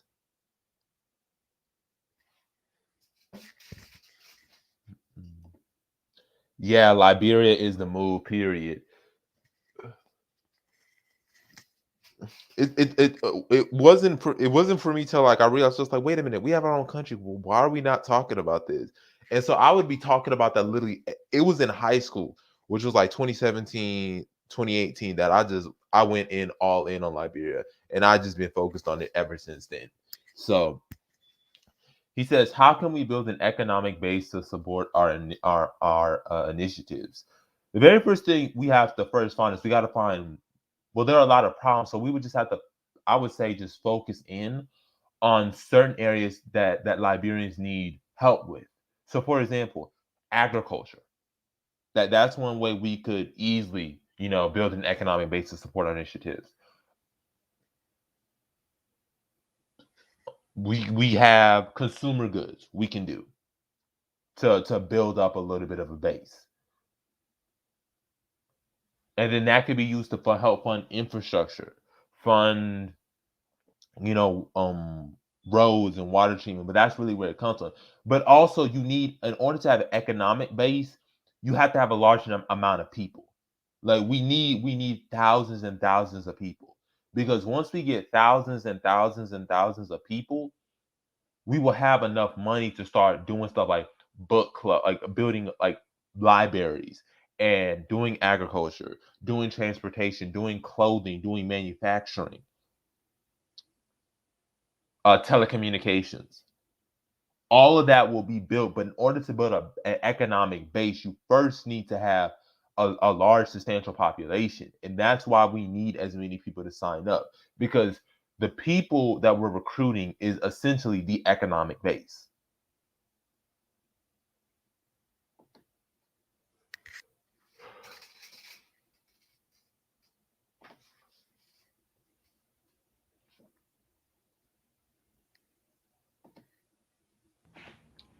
Yeah, I've always said that the BAIO is a means to an end, Hmm. because once the government is in place and we have a government that actually represents the people, I can see the BAIO turn into basically like an outreach program. Yeah, like a UNIA. Yeah, because the people that's coming into this organization, we're basically forming a government.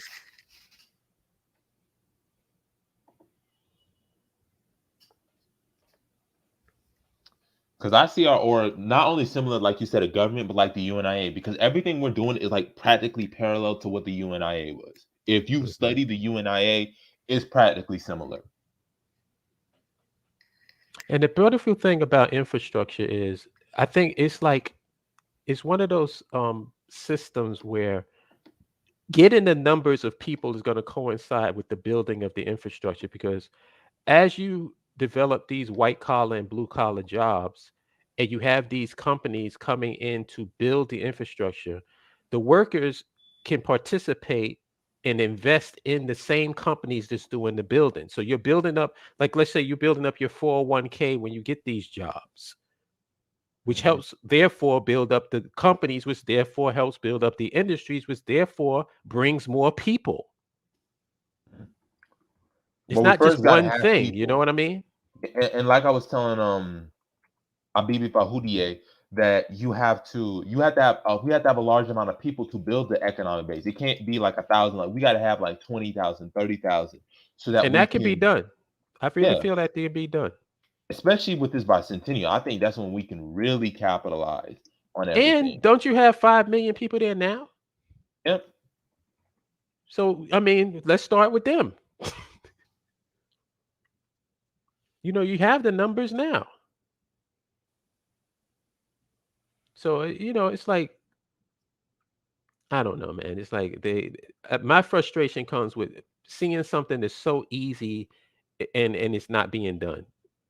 It's like watching a player with all the talent in the world and they just don't have the ability to get up off their ass and do what they got to do. That's the frustrating part. It's not because this is some impossible task. This is not a Rubik's Cube.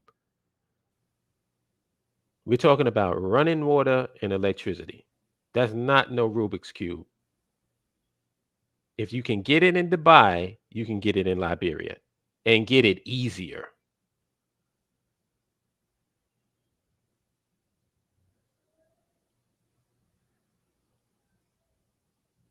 And if their only weapon in their toolkit is the African American versus continental African thing, then they've already lost.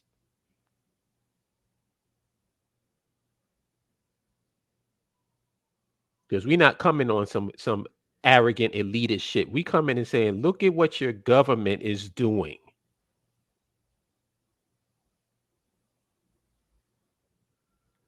And I don't think we're going to get much pushback if we approach it from that thing, from that sense.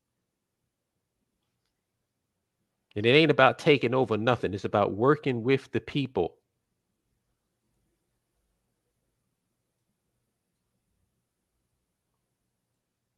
I don't see how that's a message that is going to get a lot of pushback. I personally don't see how that's going to happen. I could be wrong, but I doubt it. I am. Mm-hmm. Just a quick reminder, we do have we're basically going to, I know that it's approaching the 2000, not the 2000, I don't know why I said that, the 2 hour mark, and I don't want to keep too long. I'm going to read somebody's last comments. He says, I've been working for a credit union route. I will share the National Credit Union Administration Charter application guidelines. To start, we need to form a nonprofit and 3,000 committed people who will support when the charter is approved. Right? Good suggestion. Definitely good suggestion. I am definitely with it. I feel like starting in our local areas, we can expand our base. My struggle in New England is marketing the idea of a black credit union for ourselves. We have 90,000 in my state. He says infrastructure can be done easily. That's Vanessa. Mm-hmm. She be doing great work. I gotta Yeah, give her peace. credit. Peace, Vanessa. And he's right. The only way to get people to move and cooperate is to put money in their pockets in a discussion.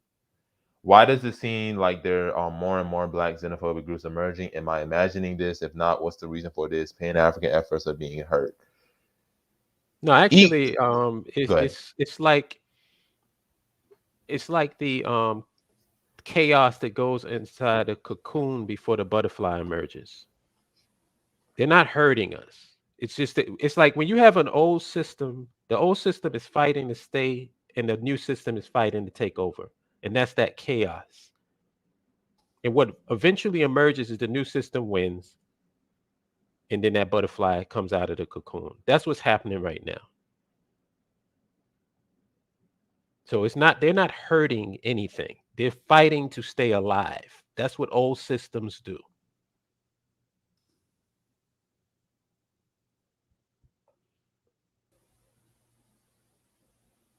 And that's the reason why we're getting so much pushback from these conscious community, cultural conscious groups, because they're losing relevancy.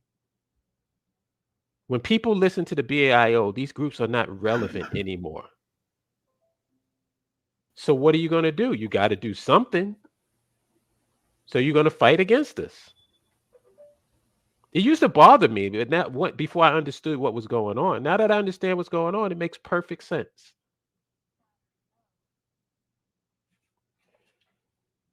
Hello? Did I lose y'all? Oh no, we're no. Oh, I'm still here. But yeah, and like he said, that's really what it is.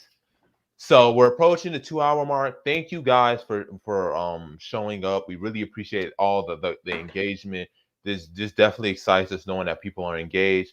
Like you guys said, start with your local community, sign up as many people, so we can do more initiatives, we can do more things. Because that's really what it comes down. The more people we have, the more we can actually outline and plan to see if we can get stuff done. But we need the people. We need as many people to sign up, and we also want you guys to actively become part, take leadership. We're open, but like I said, nobody has the ego. We need y'all to be a part. If you're social media, if you're um web graphic design, if you are good with self-defense, self-defense, or skills like that, or economics, we need you. So yeah. definitely show up. And Mr. um Roberts, how do you pronounce his first name? Yamasua. Yamasuna. Yeah. Mr. Roberts, please get this live stream to your people in Liberia. I want them to hear it, and I want them to hear and feel where we're coming from, and just let us know. Let us know, is it offensive? Are they in line with what we're thinking and how we're feeling? Because I want to know what the vibe is from the people on the ground. Also, if you want, I can put you in direct contact with him. If you would like to have a conversation with him, I can do that for you. Is he in the group? No, he's not. He's not in the group, but I have like information that if you want to speak to him like personally, you could do it. Okay. Yeah, that's cool. I have no problem with that. Make sure you guys like, share, and subscribe. Make sure you comment down below. Tell us what you think about these live streams. This was a great live stream. I enjoyed it. It was better than last week's because last week was just pulling something just to do something.